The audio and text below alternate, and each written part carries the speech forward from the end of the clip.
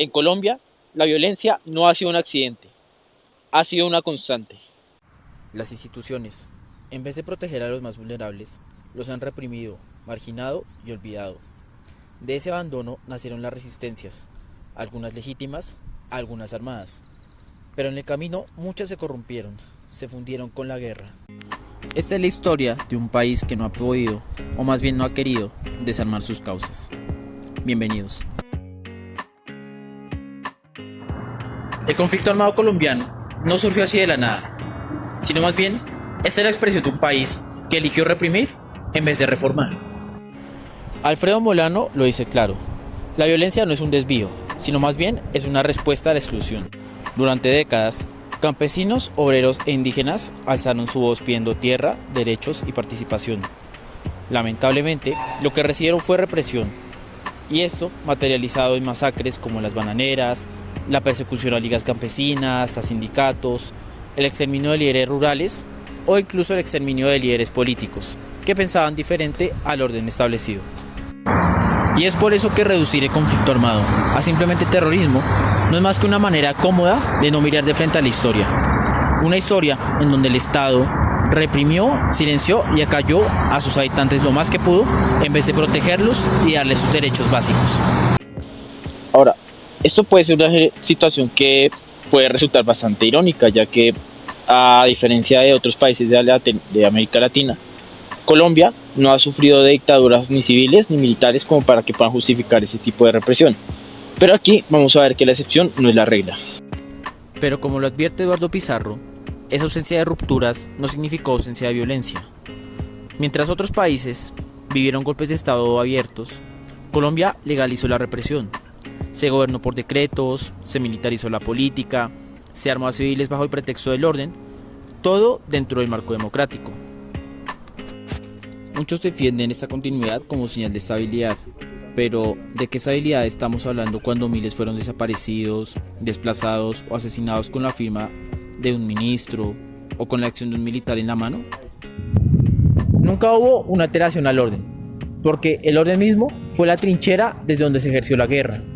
Una guerra sin golpes, sin una dictadura formal, pero con una represión legal. En Colombia, las reformas siempre llegan tarde, y cuando llegan, llegan mutiladas.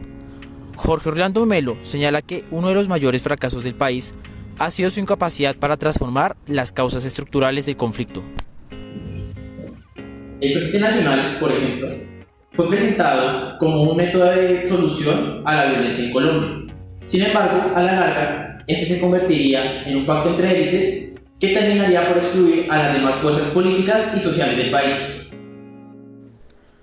Las reformas agrarias nunca tocaron a los grandes propietarios, y los cambios prometidos en educación, salud y representación política quedaron en discursos.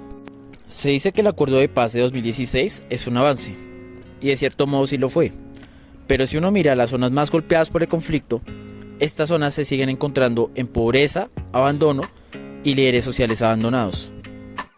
La violencia no se detuvo, más bien se distribuyó, porque sin tocar el modelo económico y sin cambiar quién tiene el poder y cómo lo usa, la paz seguirá siendo una promesa escrita en papel. El conflicto armado no solamente fue una lucha de carácter ideológico, sino también fue un acto de supervivencia en aquellas regiones en donde el Estado tenía mínima o nula presencia. Gustavo Duncan afirma también que en muchas regiones la guerra fue una forma de construir orden, acceso y poder. En territorios abandonados, las guerrillas y los narcos ofrecieron lo que el Estado siempre negó: seguridad, ingresos y justicia. Para muchos jóvenes sin oportunidades, un fusil no era una ideología, sino más bien era una forma de vida.